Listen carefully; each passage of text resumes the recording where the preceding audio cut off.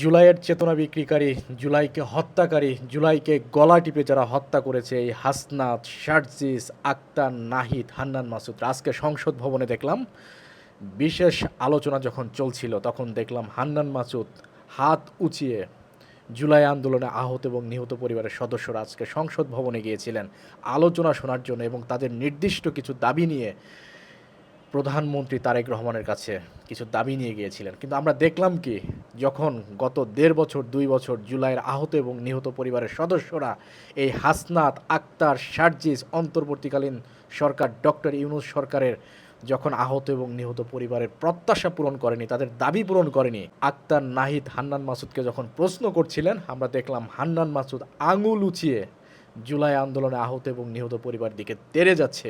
ওর কলিজা কত বড়, হান্নান মাসুদের কলিজা ছিঁড়ে ফেলতে হবে। হান্নান মাসুদের কলিজা কত বড়, ওর ওখানেই কলিজা ছিঁড়ে ফেলা উচিত ছিল। আজকে আহত পরিবারের সদস্যরা যথেষ্ট সম্মান দেখিয়েছে। জুলাইয়ের চেতনাবাজ, এই জুলাইকে হত্যাকারী, এই জুলাইকে গলা টিপে যারা হত্যা করেছে, এই যে হান্নান মাসুদ, এই পুচকে ছেলে আজকে জুলাইয়ের আহত এবং নিহত পরিবারের সদস্যদের সাথে ধৃষ্টতা দেখিয়েছে, যে অধ্যত্ব দেখিয়েছে।